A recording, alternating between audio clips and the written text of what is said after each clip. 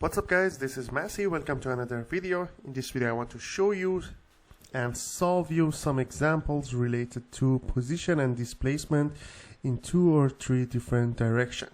So first of all, I want to define position vector. Whenever we want to locate a particle or locating the particle-like object, we need to use position vector, which is shown by vector r in here. And we can write it in terms of xi plus yj plus zk. These are all vector components of r, and x, y, and z are its scalar components and are coefficients. Another term is going to be a displacement. As a particle moves, its position vector changes in such a way that the vector always extends to a particle from the reference point, which this reference point is always the origin. Most of the time it's origin. If the position vector changes from r1 to r2 during a certain time interval, we can define particle's displacement delta r as vector r2 minus vector r1. So delta r is going to be x2i, y2i, j plus z2k minus x1i, y1j, z1k. So the difference is going to be x2 minus x1i, y2 minus y1j, and z2 minus z1k. And then each of them is going to be delta x, delta y, and delta z. Let's see the first example. In this example, it says the position vector of an electron is r equals to 5i minus 3j plus 2k. We need to find out the magnitude of r.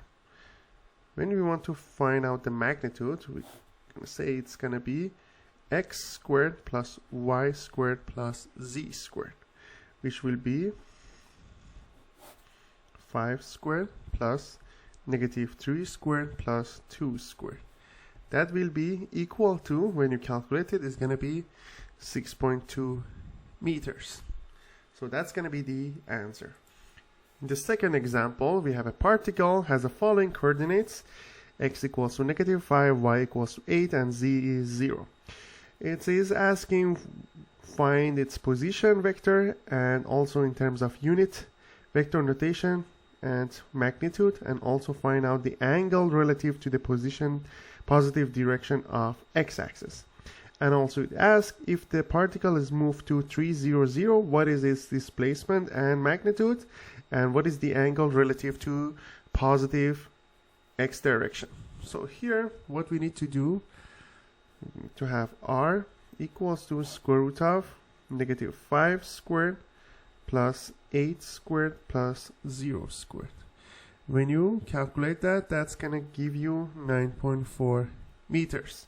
And when you want to write it in terms of unit vector notation, it's going to be negative 5 meter I plus 8 meters j plus 0k, which you don't need to write it because that's 0. Now if you want to find out the angle, we know tangent theta equals to the y divided by x. So it's going to be 8 divided by negative 5. So theta will be tan inverse negative 8 over 5. When you find out the theta is going to be negative 58 degrees or 122 degrees, because tangent is positive in quadrant 2 and also in quadrant 4. So 122 is going to be the correct answer. So after that, we need to find out the displacement to 300. So we will end up having r prime, let's say. That will be 3 minus negative 5. That's for I. For j we have 0 minus 8. And for k is going to be 0 minus 0 k. So that's going to be 8i negative 8j plus 0k, which you don't really need to write it down. So that's going to be basically delta r or r prime, let's say.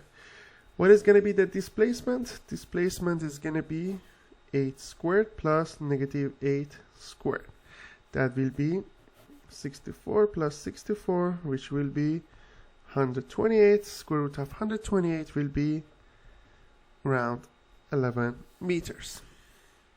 How to find out the angle for the displacement? It's going to be tan inverse 8 over negative 8, which will be tan versus negative 1. That will be negative 45 degrees or 135 degrees.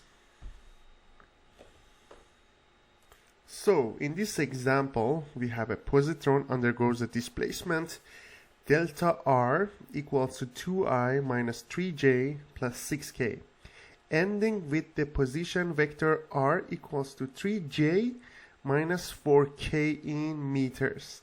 What was the positron's initial position? So we are looking for the initial position. We know the displacement and we know the final position. So based on that, we need to find the initial position. We know delta r equals to r minus or r2 minus r1. r1 is the initial, r2 is the final. So we can just rearrange it and have r1, vector r1 equals to r2 minus delta r. So r2 is going to be 3j minus 4k minus delta r. 2I minus 3j plus 6k. So when you find it, we have negative 2I, 3 minus 3 is going to be 0, and negative 4 minus 6 is going to be negative 10k.